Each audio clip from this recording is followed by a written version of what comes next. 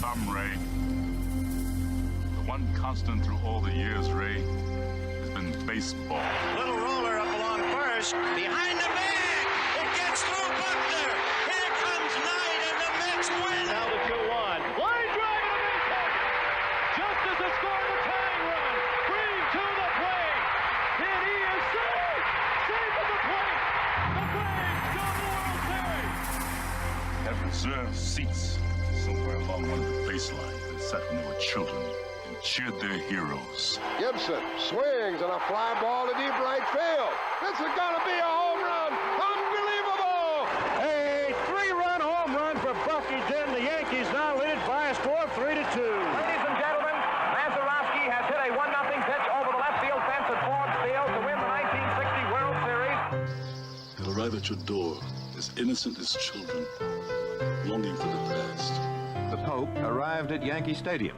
As one enthusiastic announcer put it, he is standing on second base. Reggie Jackson. Long drive right field. It is goodbye. Big World Series. The Blue Jays are World Series champions as Joe Carter hits a 3-run home run. Brackett throws. There's a left back. A CFB, I believe. The Giants from the pennant. The Giants from the pennant. The Giants from the pennant. The 0-1 pitch. A liner off Nagy's glove into center field. The Florida Marlins have won the World Series. The memories will be so thick that I can brush them away from their faces. The 1-0 delivery to Fisk. He swings, long drive, left field. If it stays fair, it's gone. Home run. The Red Sox win. And the series is... Lolich fires. Ball is hit high in the air. This should be the series. Freehand waving everybody away in foul territory. Detroit wins. Here's the pitch to Willie. There's a liner straight to Richardson. The ball game is over and the World Series is over. Willie McCovey hit it like a bullet. A line drive right. Baseball to mark the time. The Oakland A's take. I'll tell you what, we're having an earth. Good evening, ladies and gentlemen, and welcome to Candlestick Park for Game 3 of the 1989 World Series. It's been erased like a blackboard, rebuilt and erased again. Frank Robinson, the right-hand batter. Long drive to left field. Way back. Just hits it back. Home run. Base hit loaded, 1 out. Pena in a jam. The Twins are going to win the World Series. The Twins have won it. Ozzie with 1 out. Smith corks one into right down the line. It may go. Go crazy, folks. Go crazy. It's a home run. And the Willie Mays just brought this crowd to its feet with a catch,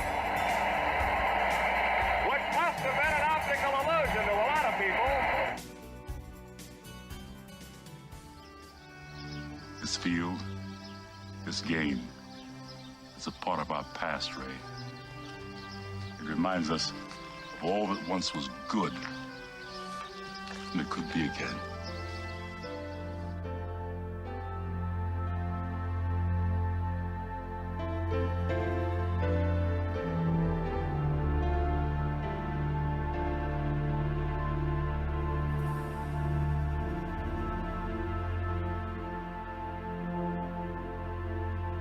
Broadcasted live.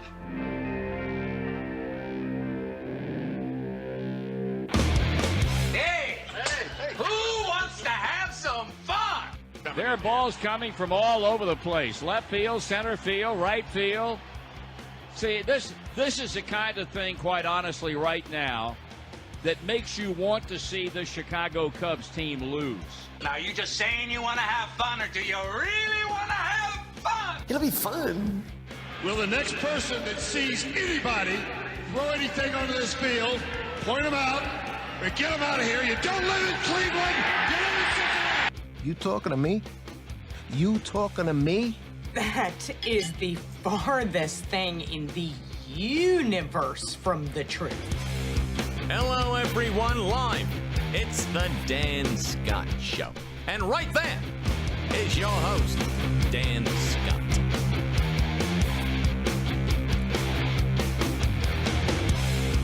All right, Howard, thank you very much. And good morning, everybody. Welcome to Friday. It is the final day of the work week. Well, I guess depending on what kind of business you're in. There you go. It's the final day of the week. Fine. Yeah. Well, there's a weekend, I guess. Technicalities abound. Yeah. Can we get a mulligan? Can we back up and There you start go. all over again? Anyway, how are you? It's the final day of the show week. How about that? There you go. People are saying, man, could yesterday have been the final day? We could have avoided all this mess. I'm Dan. That is Forrest. Happy to have you with us on a beautiful day here in the upstate. It's still hard to, after 9 consecutive weeks, not be really geared toward a football game tomorrow. Oh, yeah. But the Feels Paladins weird. are off before the game with the Citadel a week from tomorrow here at Paladin Stadium. Going to talk about that one coming up here in just a bit. But in any event, hope that your day is going well. We got a good show lined up for you today. We think we try to every day. Some would say that we succeed sometimes, and maybe we don't others, but that's for you to decide. But more college football picks, a lot of college football and NFL news that we're going to get to, and a lot of it not good. Yeah. Some college basketball stuff as well. We'll visit with Billy Davis coming up at 10:25, and then Scott Keeler will be in studio with us at around 10:45 to talk some high school football. Playoffs begin this week. You kidding me? That's right. Playoffs? That's right, Mr. Mora, Mr. Coach Mora, sir. There you go. Playoffs begin this week in the upstate and high school football, and Scott will be here to kind of break it all down for us. But as mentioned, an off week, as most of you know, for Furman. A lot of big games around the landscape of college football. But as we, for a moment here, hyper-focus in on what's going on with the Paladins, you've got an off week. All the coaches are out of this building, and they're all off recruiting today, spending the entire day visiting schools and whatever they're allowed to do anyway during this time, which will involve, I guess, seeing some games tonight. Yep. So the work never stops.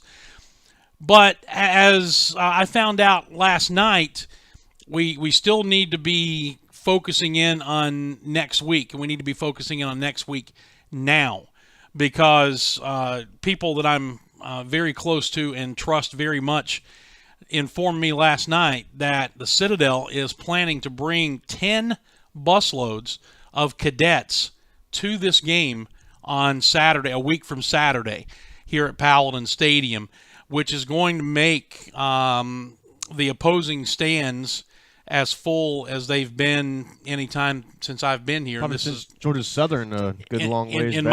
my 7th year. So there's going to be an incredible atmosphere here. It's important then that all Furman fans get off your duff and get your tickets. Yes. And there are a number of different ticket deals out there for you.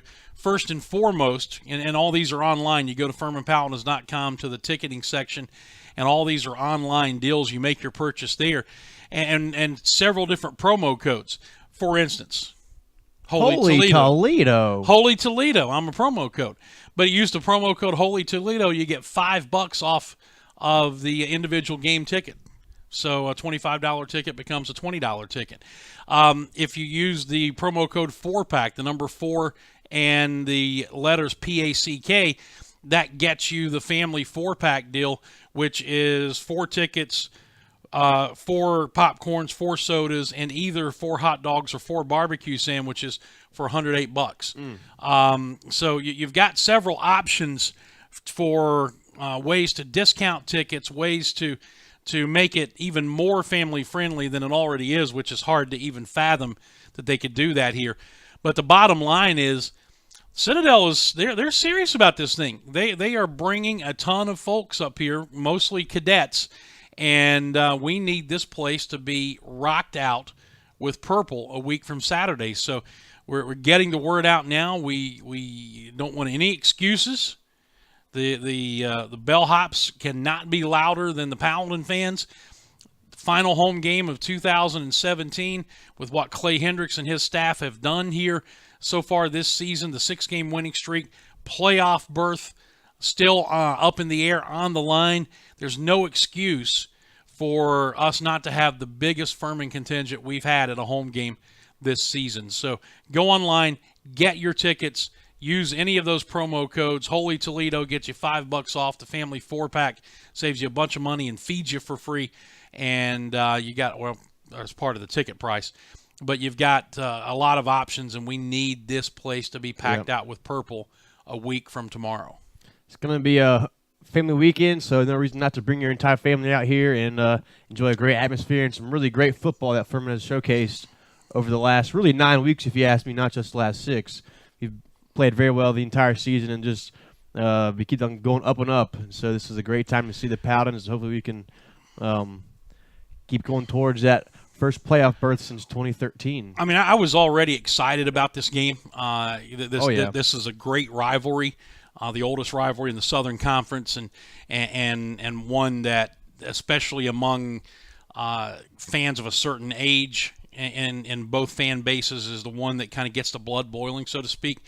But then when I was told last night that they're planning on bringing all of these cadets up here in 10 bus loads, I mean, it really got the adrenaline flowing. I can't wait to see what this place is going to look like on Saturday, a week from tomorrow.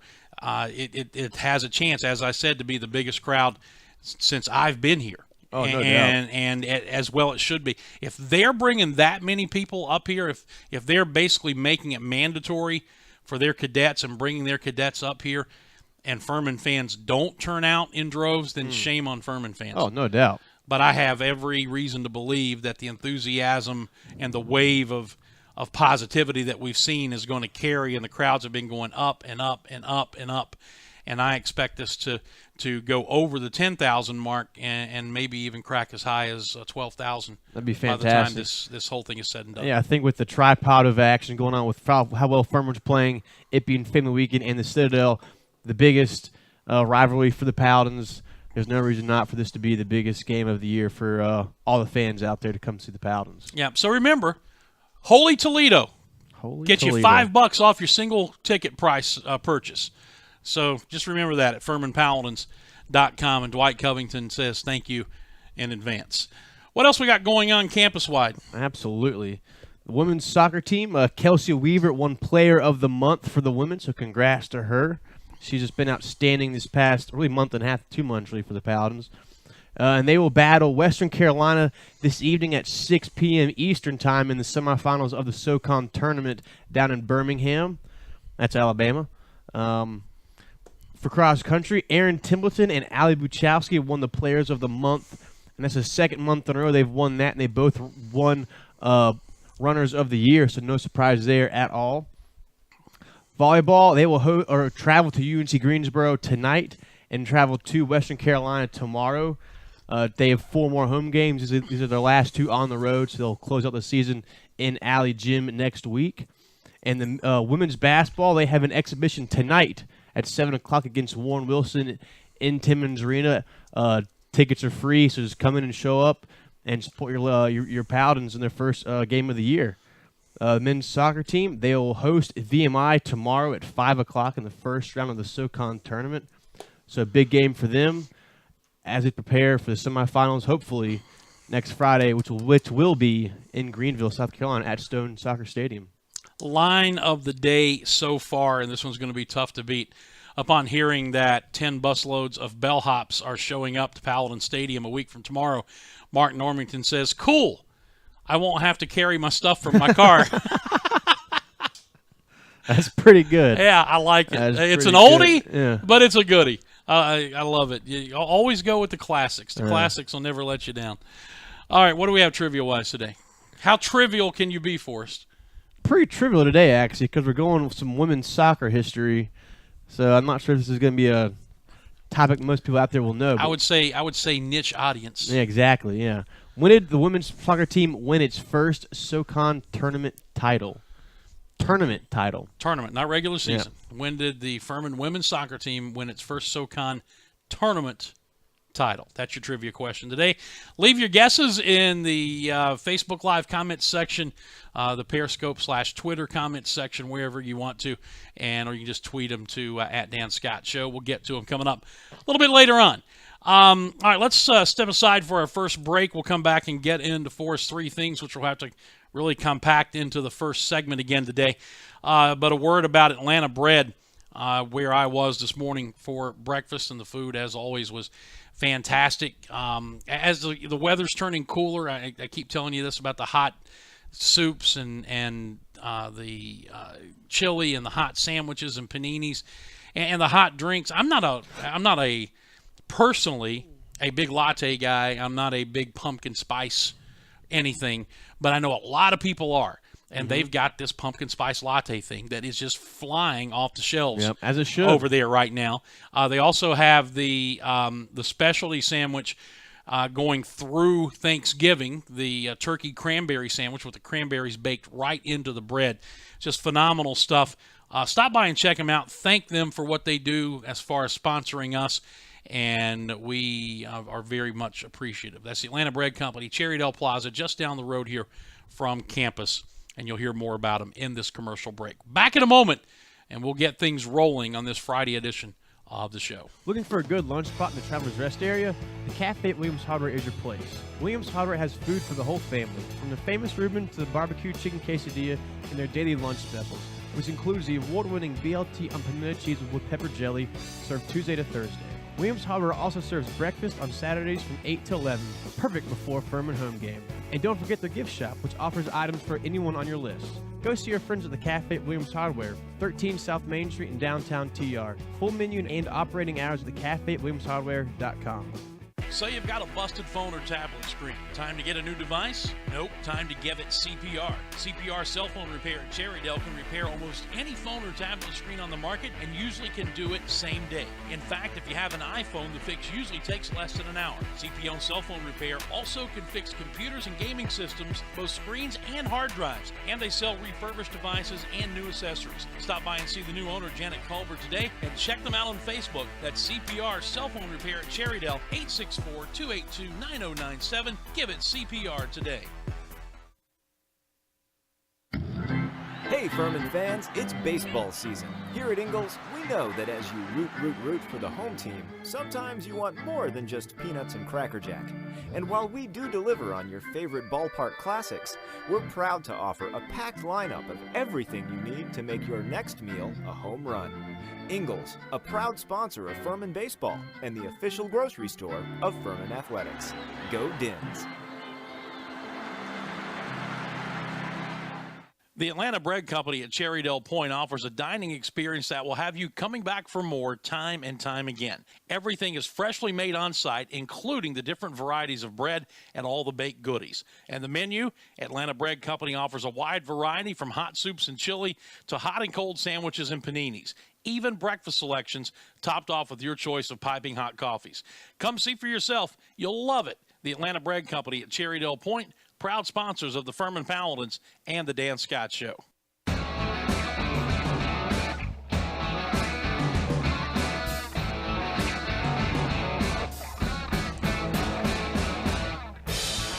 All right, welcome back to the show as we basically just getting things cranked up on a Friday. Dan Scott for Stulting here at Furman, and we hope that your day is off to a good start so far. Coming up at 10:25, Billy Davis will join us via phone, and at 10:45 in studio, Scott Keeler to talk some high school football playoffs. So got a lot to get to, and let's hop right into it with Forrest's three things. Absolutely. Just before we get into the college football picks, I want to just highlight a few matchups in the Southern Conference this week.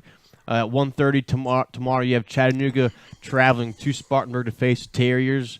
At 2 o'clock, the Catamounts will go down to Charleston to face the Citadel Bulldogs.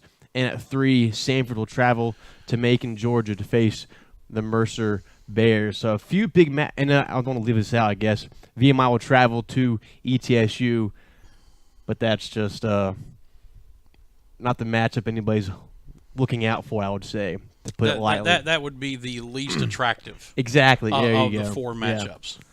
So, yeah, some big matchups in Southern Conference this weekend, and so hopefully we'll get a little more shake-up before the day is done. Interesting to see what the Chattanooga win over Sanford last week on the road in Birmingham has done for their confidence. And, of course, it took 7 turnovers by Samford to aid that win, in which they kicked a field goal in the last 19 seconds, I think it was, to win 23-21. But, aids some confidence, coming back on the road now to take on Wofford, who continues just to kind of, except for the Samford game, they continue to find a way to skate by every week, including beating ETSU by a touchdown on the road last week. So we'll see if it catches up to him again, Dan. Be nice. Yes, it would be. Game number 1, number 9 Wisconsin. And these are the potential upset alerts. Yep. Number 9 Wisconsin travels to Indiana. One's getting me to see the Hoosiers as a possible spoiler in the Big Ten. The Badgers running back Jonathan Taylor is questionable, and with him not being 100%, I think this gives the advantage to Indiana. And Wisconsin has not been tested at all this year, and they fail their first test at Indiana, and the Hoosiers win big. Not big, they beat them. Beat them by 10 points. I picked Indiana. I think this is my 3rd time picking them. I was just getting ready to say, you have put Indiana on your potential upset list at least 2 other times that I can remember. This is the 3rd time, I'm pretty sure. So you're bound and determined to get a Hoosiers upset. To get those Hoosiers and an upset over Wisconsin this week. And part of me really wants to go down that road with you. Part of me really does.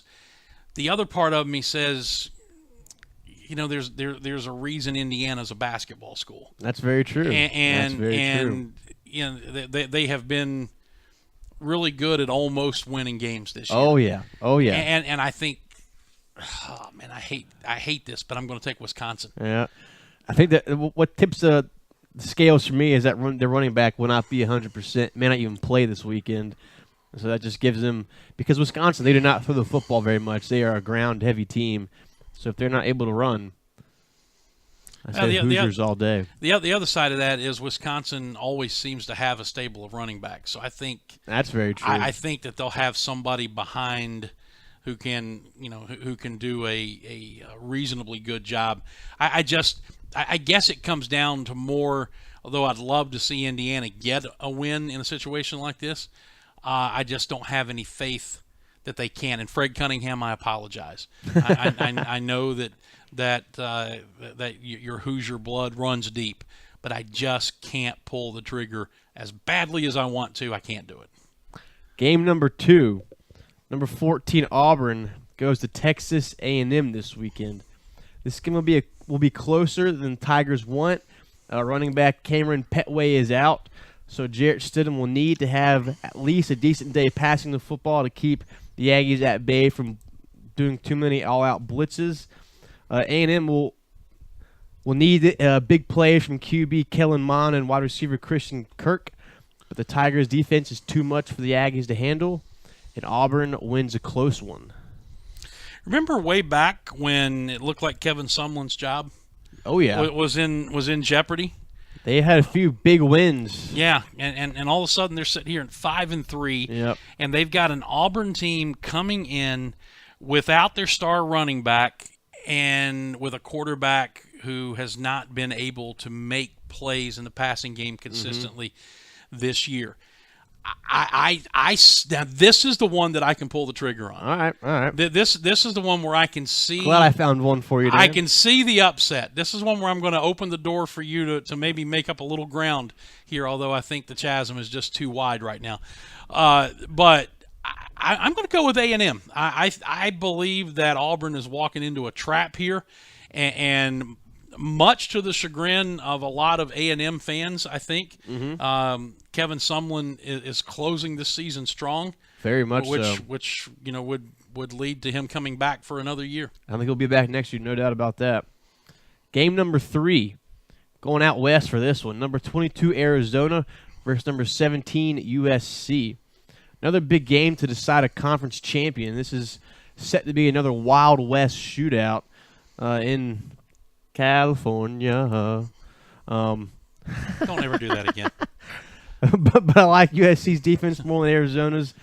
The Wildcats can't get the upset 2 weeks in a row, and they start looking ahead to basketball season down in Tempe.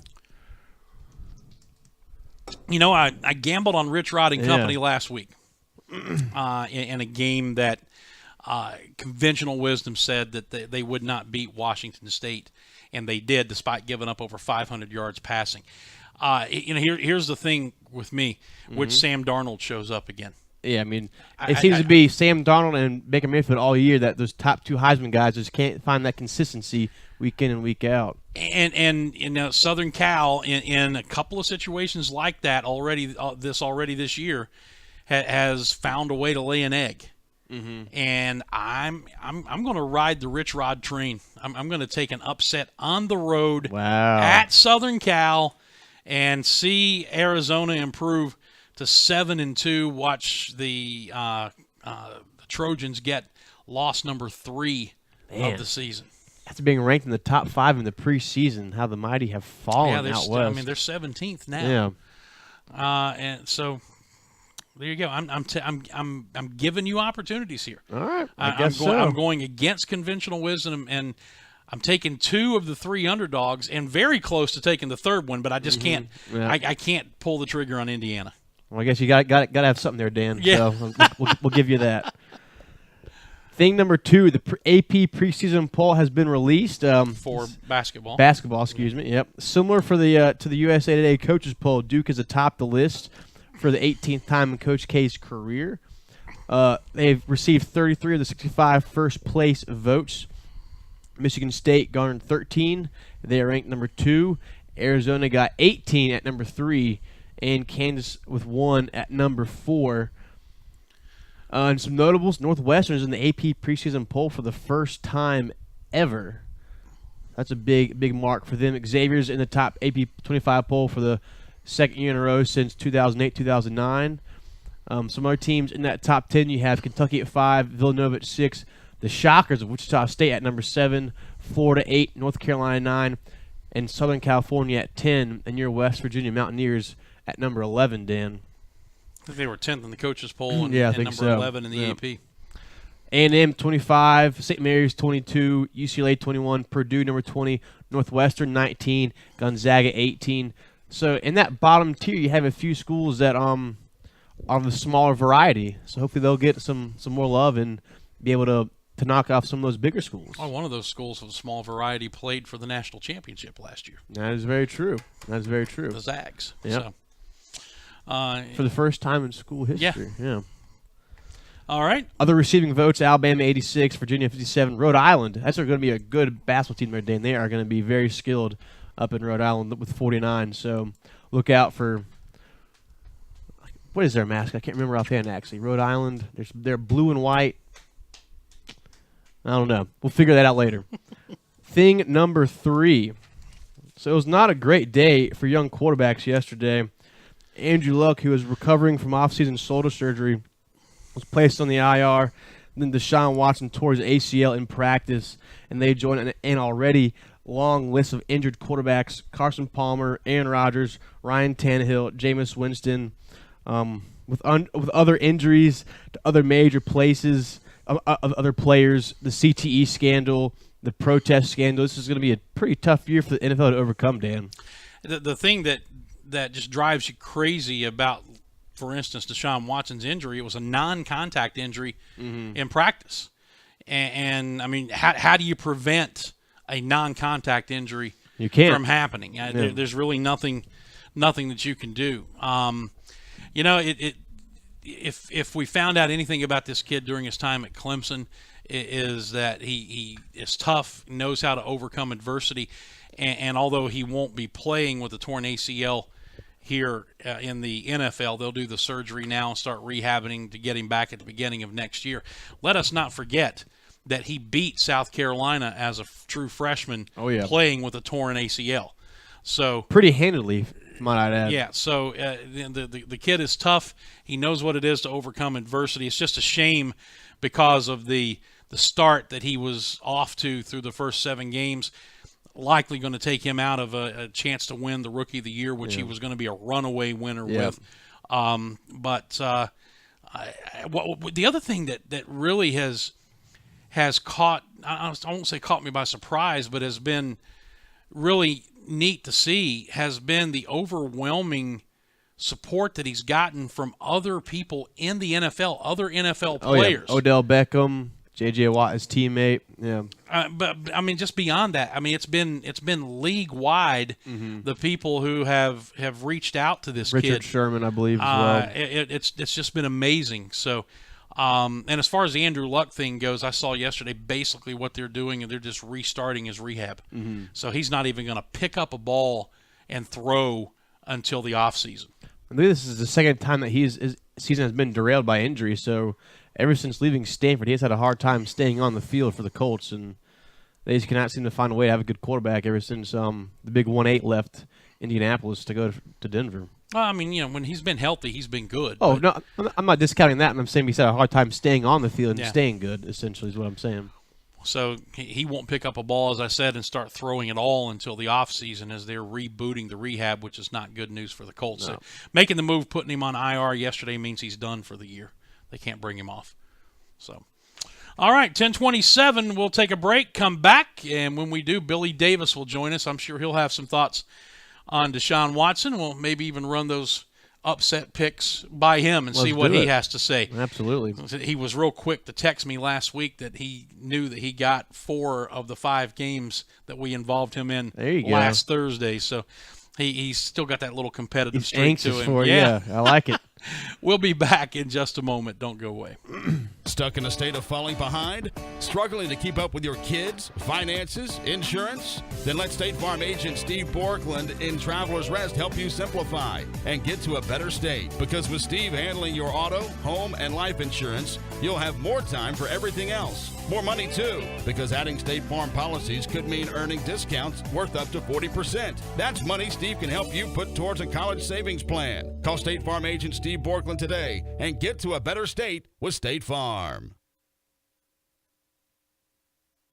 Let me tell you something, Cowboy. This rookie can really bring the heat. He's smoky and spicy with a Chipotle style all his own. It's a new Montgomery Inn Chipotle barbecue sauce. Make it a part of your home team. Available now at your neighborhood grocer or online at CincyFavorites.com. Looking for a good lunch spot in the Travelers Rest area? The Cafe at Williams Hardware is your place. Williams Hardware has food for the whole family, from the famous Reuben to the barbecue chicken quesadilla and their daily lunch specials, which includes the award-winning BLT unpimmented cheese with pepper jelly, served Tuesday to Thursday. Williams Hardware also serves breakfast on Saturdays from 8 to 11, perfect before Furman home game. And don't forget their gift shop, which offers items for anyone on your list. Go see your friends at the Cafe at Williams Hardware, 13 South Main Street in downtown TR. Full menu and operating hours at the Cafe at WilliamsHardware.com.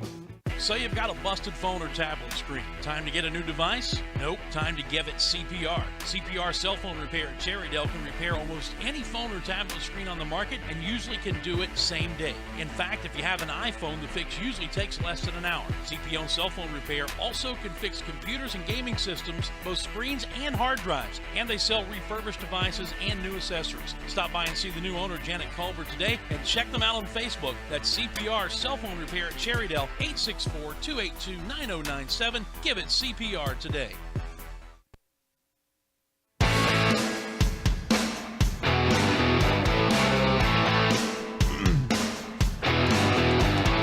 All right, we are back. It's 10:29 as we continue here on this Friday edition of the program. Dan Scott and Forrest Stulting. Hope that your day is going well so far, and we haven't done anything to mess it up if it is. We head to the celebrity guest line now. It's good to have him on back-to-back weeks with his schedule these days. We never know, but good to have Billy Davis back with us, member of Clemson's 81 National Championship team, retired Secret Service agent, and so much more he does these days, humanitarian work and all kinds of good stuff. Billy, how you doing, man?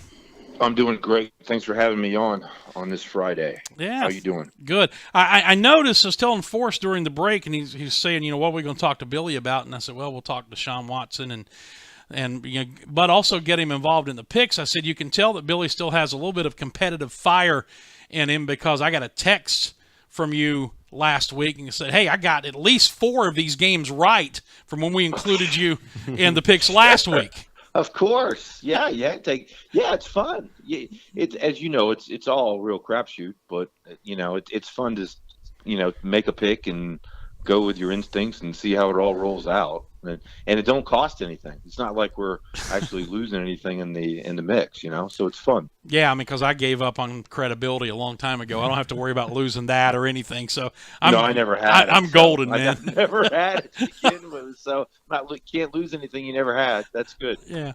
Hey, the news yesterday of Deshaun Watson's injury, I know not only hit the Houston Texans hard, hit the NFL hard. If you look at the outpouring of support he got from players from teams all over the league, but obviously the folks at Clemson and people in this area who watched him for 3 years at Clemson, just devastated for this kid. But one thing that we've come to know about him, that adversity is not something that has kept him down in the past, and we don't think it's going to this time around either. No, absolutely not. I expect him to come back at full strength next year and be as good or better than ever. He's proved that point when he was at Clemson. So, yeah, the things that young man has been through in his life, this is just another bump in the road. I tell you, he's probably taking it harder is the NFL, because with all the controversies and everything that's been happening with the National Football League, whether it's guys like Ezekiel Elliott or the guys that have taken a stance with the flag issue, Deshaun Watson was, I hate to use the term, but literally a breath of fresh air for the entire league. Somebody to focus in on, who's a good person and an outstanding citizen, and not only that, but a great football player. And I think the NFL has really lost that. I mean, there are a lot of people that I know that not even Clemson fans that were just watching the Texans just to watch Deshaun Watson to see who he's going to do. Now that he's not there, I think the NFL does take a hit. The most frustrating part about it for Deshaun personally, for the Texans as an organization, is that this was a non-contact injury in practice yesterday. I mean, it's one thing if a guy gets blown up during the course of a game and is injured. That happens. That's part of the game. But, man, a non-contact injury, that makes that pill even that much more bitter. Yeah, and correct me if I'm wrong, but I think back to when he tore his ACL against Georgia Tech back in 2014, and I believe it was a non-contact injury as well. I think he was just cutting, and his ACL went out on him. So, I don't know if it wasn't in fact his good knee, the one that hadn't been injured before. Is that correct? Is that I haven't seen. Okay, yeah, I thought I saw where it was. Anyway, yeah, it's one thing. You're right, Dan. I mean, playing the game and you get hit, and those are the breaks of the game. But for a non-contact injury, that's just a freaky thing that happens in practice. And I don't know if he just has that inherent, inherited weakness in his ACLs, that if he's torn both of them, or he keeps re-tearing it. So just really sad, and really unhappy for the young man. Such a great kid. And I've told you before, I follow the Cardinals. The Cardinals are in the tank. They lost Carson Palmer, but I make it a point to watch the Texans for since the season started, and it's another team I won't be watching this year without him playing. That's for sure. Yeah, Forrest just confirmed. He looked it up. It was the good knee, so to speak, the one that had not been the right knee torn before. It was the right kney this time. Thanks, Forrest. Yeah, exactly. During your career, your locker room career at Clemson and in the NFL, yes. ever go through this with a star player going down, and if so, what was the effect on the locker room? You know what? We were very lucky when I was at Clemson, especially. I tell people, in particular, the 1981 season, is for our first two strings, we didn't really suffer any major injuries. We were truly blessed, and I think that was the key to us winning it, is we didn't lose anybody. And of course, we never really lost. My roommate was Mike Epley. He hurt his knee our sophomore year, which was 81, and so he was out. He redshirted in 1981. But as far as any terribly devastating injuries, whether it was at Clemson or in the NFL, I saw some terribly devastating injuries in training camp in Denver. I saw 2 compound fractures within a week. Wow. But those weren't guys that that were stars on the team. They were actually free agents like me. So unfortunately, they were kind of disposable.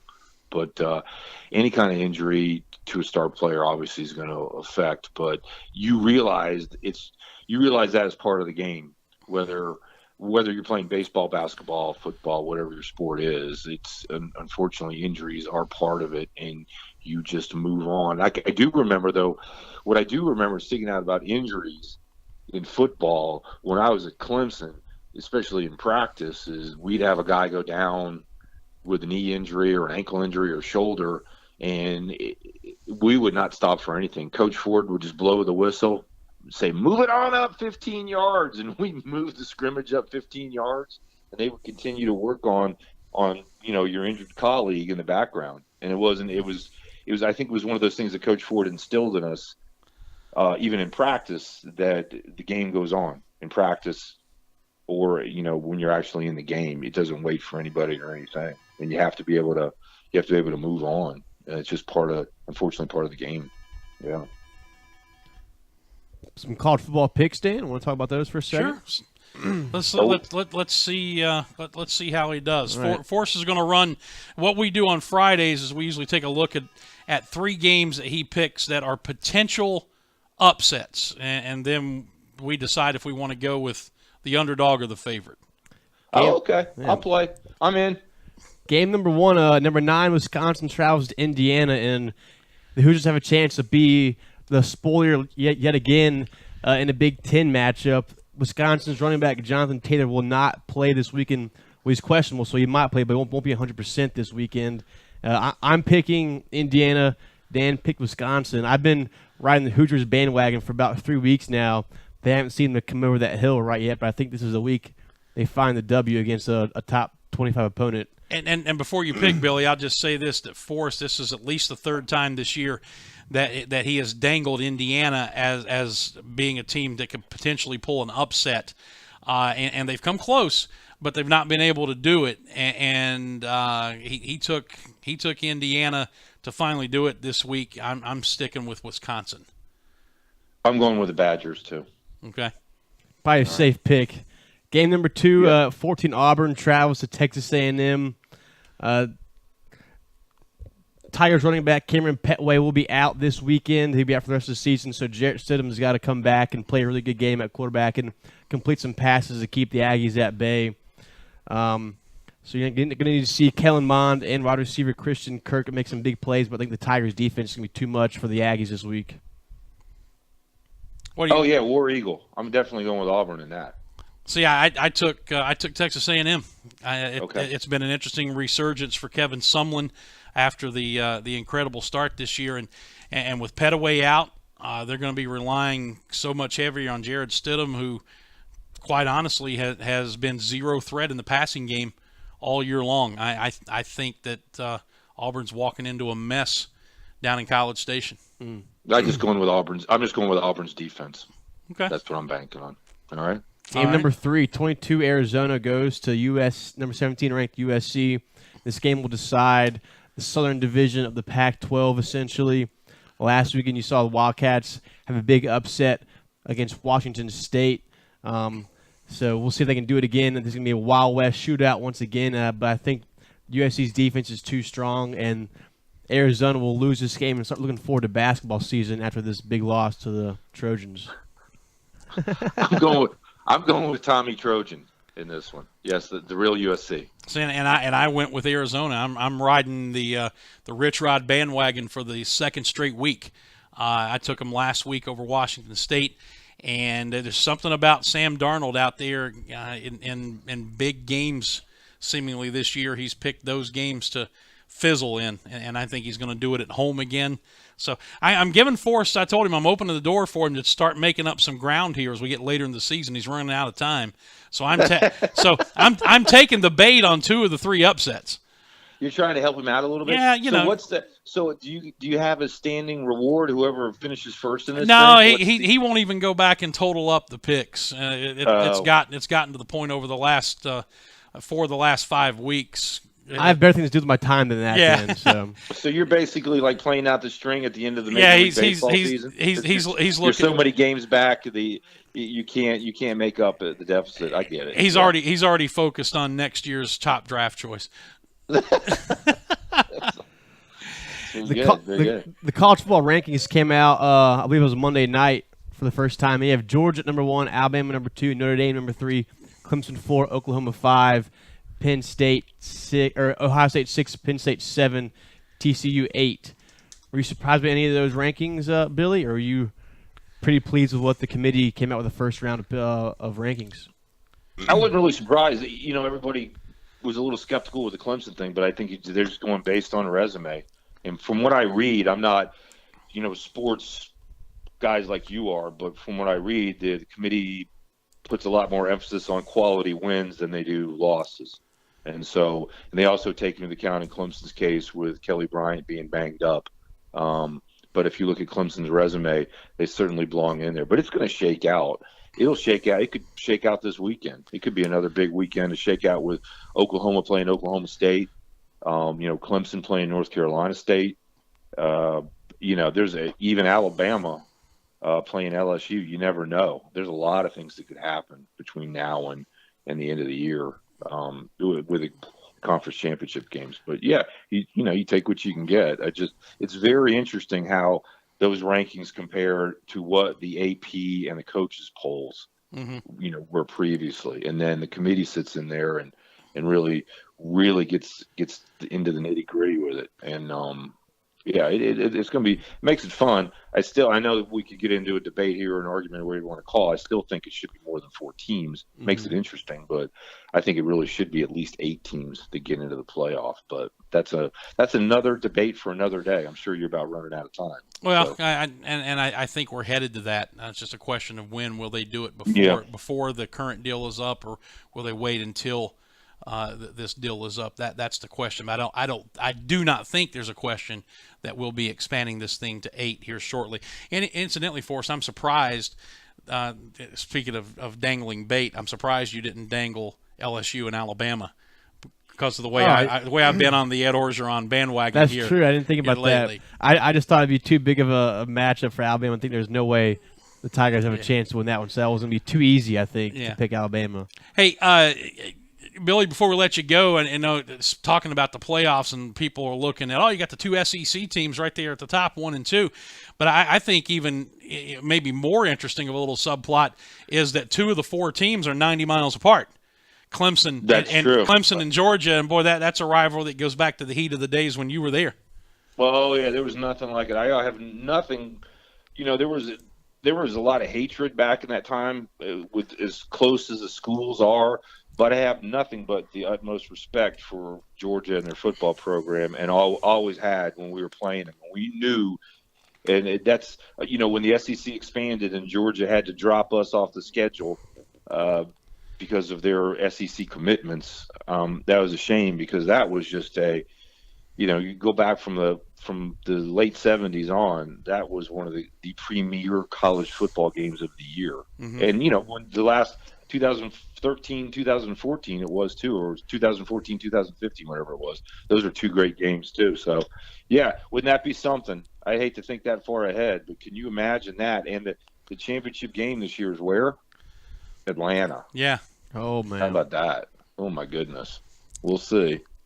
Well, I can see the advertising slogans. The South has risen again. Oh, my goodness. Be unbelievable. I don't know if it's going to get to that point, but if it did, that would be I can't imagine what those tickets would go for. Yeah. And again, that'll open up the opportunity for all those great jokes again, Billy, like how to get a Georgia grad off your porch. Yeah, I'm not going there. Pay for the pizza, man. Come on.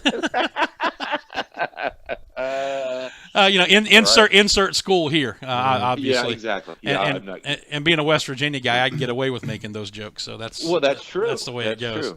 True. I get it. Hey, listen, man. As always, thank you for the time.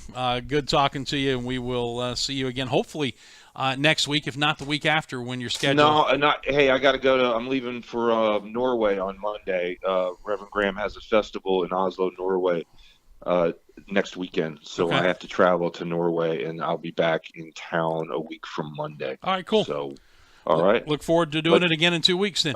Okay, man. Thanks, guys. Take Thanks it easy. for you. Have a good weekend. That is our good friend Billy Davis. As we get set to go to break, let me remind you about Hall's Chop House, located downtown, the Greenville Steakhouse.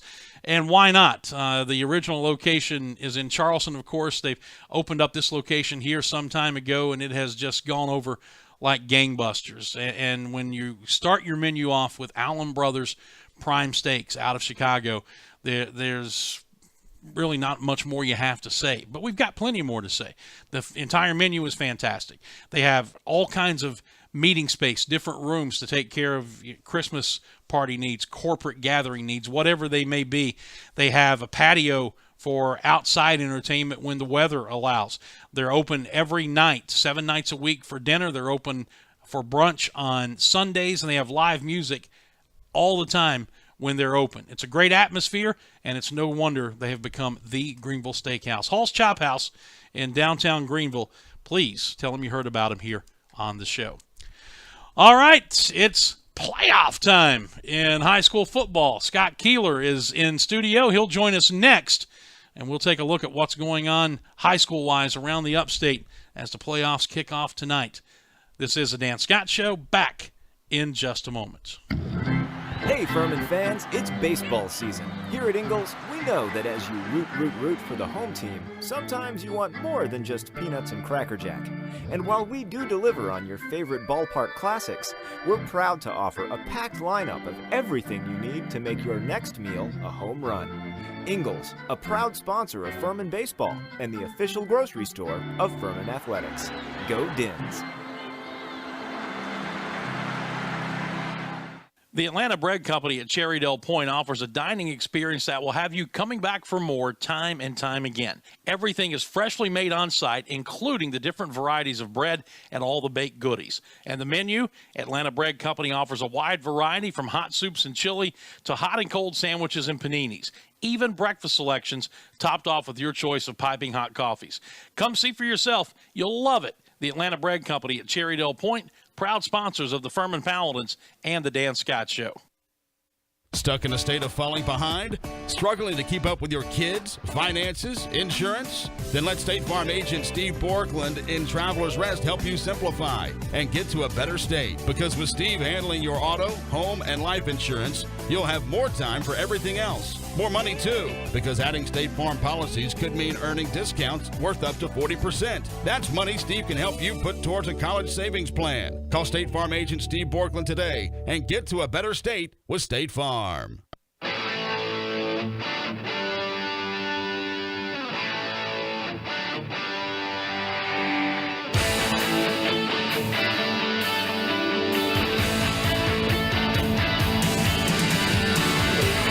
10:48 and down the stretch we come.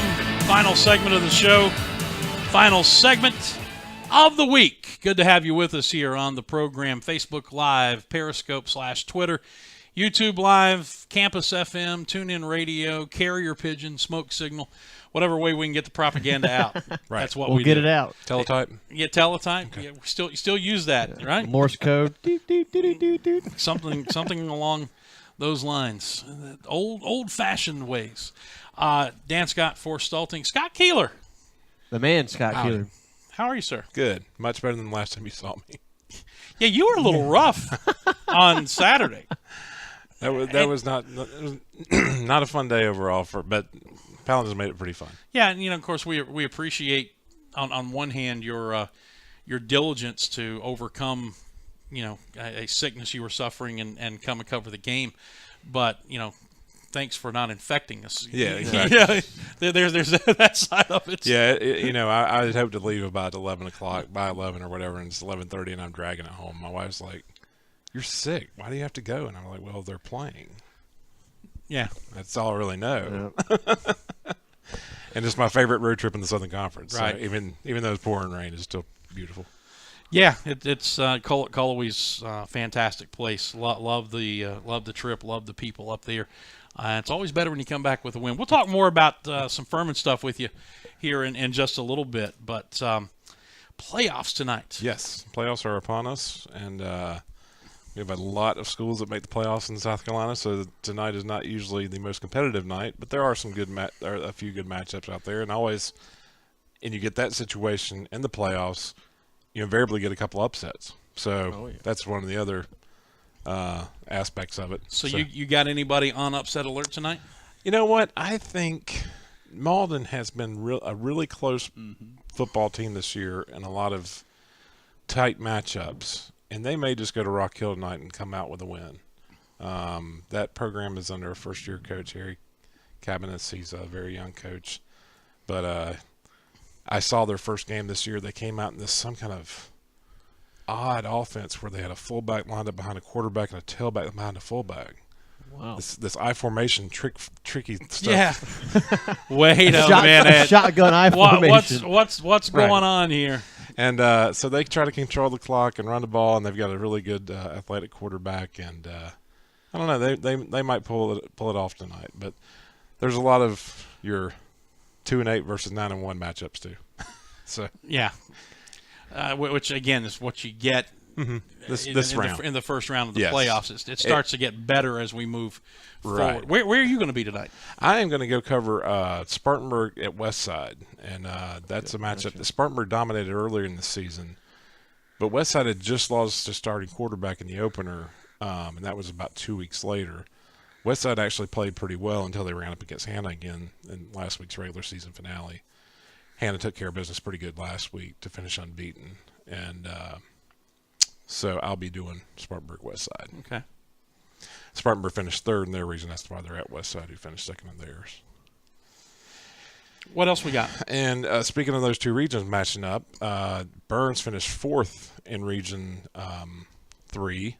That means they play at Hannah. So you got 7-3 Burns at 10-0 Hannah. Burns really kind of stumbled a little bit down the stretch here. They still had a very nice start to the season, and this is kind of an intriguing matchup. Yeah. Hannah's had such a great year. They have dominated everybody. I don't know what I think their closest game this year was to Malden, speaking of Malden. But they've pretty much handled everyone. I think it's the first undefeated season in school history, which kind of surprised me because they've had some great teams over the years. And that'll be, I think, the matchup to watch in 5A tonight. Yeah, and then after, a 3-win season a year ago, right, for Burns. Yeah. It's been a nice bounce back under Reggie Shaw, but there was also the scenario last week where even with this bounce back season they've had, there actually was a scenario, if I remember correctly, where they could have missed the playoffs. Yeah, but they didn't. Yeah, and I was wrong on that because they did get beat by Dorman, and Spartanburg did beat Gaffney, and I thought that was going to push them out and put Bowling Springs in. Very confusing with you get 5-team conferences and 4 teams go. And they all tie, and it's 3-way ties, and it's hard to know. But Bowling Springs was actually the odd team out of that region, last year's upper state champion. So above your pay grade, right? Just when it comes to 3-way ties and every region breaks down ties differently too. So it's just, sure, yeah. Another one tonight we talked a little bit about last week. I said this would be a good game this week. Wren at Eastside in 4A. The Eastside. Yeah, last week they played obliterated Wren. Right. Wren's quarterback, their star quarterback, didn't play last week. He's kind of a little Kelly Bryant 2.0. He can do everything. He didn't play. Eastside star quarterback did play, and Eastside won 70-7. Eastside came back from a 7-0 deficit to win 70-7. Yeah. And he threw for 500 yards and 7 touchdowns. And so it'll be interesting, especially given how that played out last week, what's going to happen this week. And I think for Eastside, it was just a situation where they didn't want to miss a beat in terms of that, just that clicking offense, just go, go, go. And Wren, their star quarterback was actually injured a little bit late in the season anyway. So I think they just figured, hey, we'll let him have the week off, come back with him next week. So. Well, did they rest their entire defense? I don't know, because Wren can get in some shootouts anyway. That's kind of Wren's style. They usually outscore you anyway. So that'll be interesting 4A.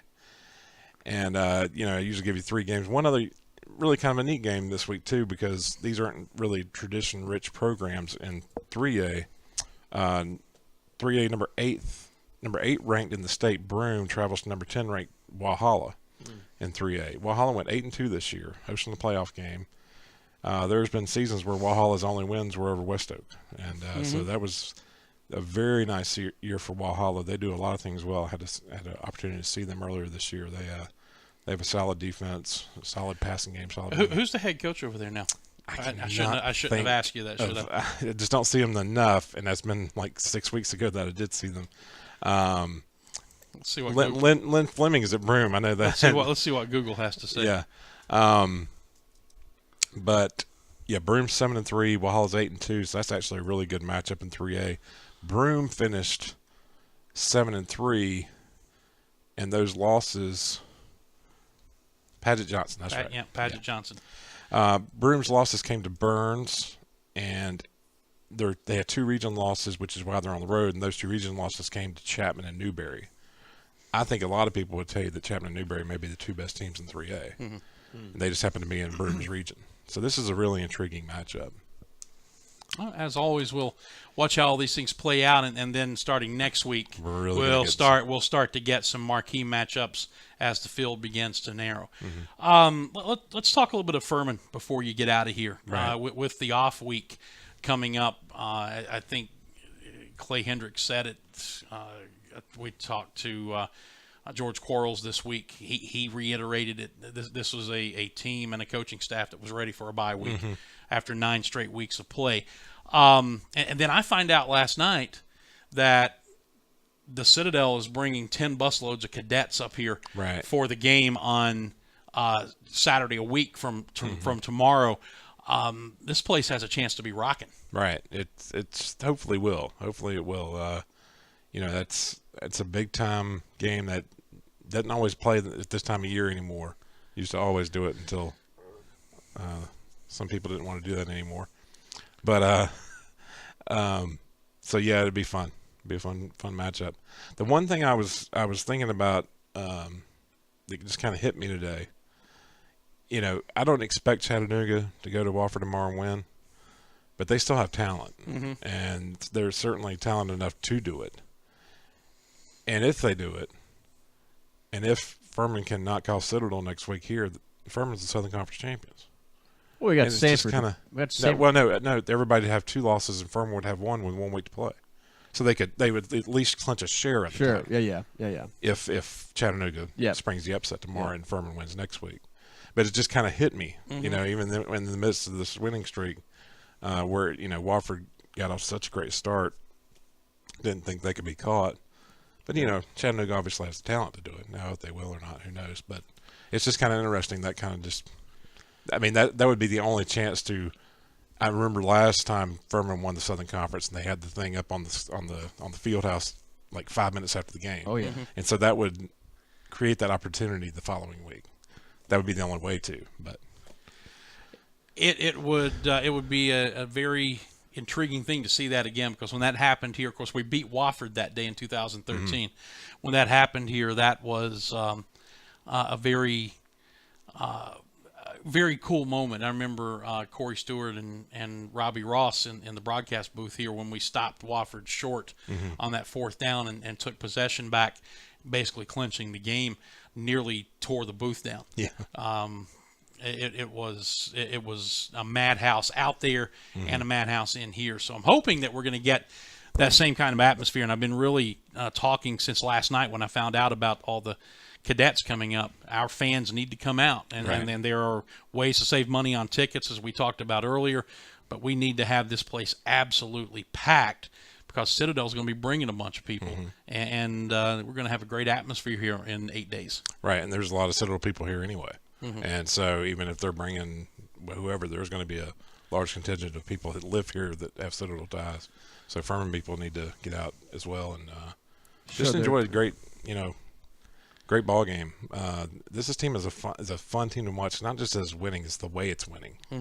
I think every time that PJ Blazejowski looks like he's going to run the option, then pulls back, everybody's heart goes up in their throat, because then they immediately look for Andy Shumpert to see if he's by himself running down the middle of the field, because they know what's about to come. So it's a really fun team to watch. And usually he is. Yes. Usually he is. Tell people where they can get the Furman coverage. FurmanSportsReport.com. Forrest over here is my soccer man, and we're getting into basketball here in a little bit. I'm hopefully having something up on the basketball team this weekend, since they play a week from tonight. And hopefully be expanded a little bit more. We have so many good sports here, but all over football. So, yeah, here we go. Good stuff, man. Anything else we need to talk about? I think that's it. The 864? 864 Living is my podcast. 864living.com. Not sports related, although I did talk to Mike Buddy for the highest rated show we've done. Well, that's the Mike Buddy effect. There you go. And I talked to a different lefty from the pen. There you go. Talked to a different person each week, every Thursday. Mover and a shaker in the upstate that making a positive impact on the upstate. Oh, okay, cool. So my invitation will be coming soon. Sure. Then, right? Yeah. Wrong again, Scott. Dan Scott, that is. Hey, it's good to see you, as always. Yep. All right, let's say our goodbyes. We will be back on Monday. We got trivia answer to get to quickly, and then we'll wrap this thing up. The question, it's going to be about Furman women's soccer. When did the women's soccer team win its first Southern Conference tournament title? Not regular season title, Scott Keeler, but tournament title. Tournament. 1947. Close. 1999. All right, 1999. Before the turn of the century. There you go. I don't think we had a correct guess on that. Had a couple, but nothing that was correct. So there you go. What? I do know that Rhode Island's Rams. Thank you. I was going to wonder about that. Saw them play football in this very You were in Rhode Island colors. Yes, sir. I saw them throw 70 passes in a playoff game in this very stadium and lose by about 10 touchdowns. Wow. Nice. Long day then, wasn't it? Yes. That'll do it for us. Thank you for tuning in. We will be back with you on Monday. Have a great weekend, everybody. Until then, for Scott, for Forrest, I'm Dan. God bless you. So long, everybody.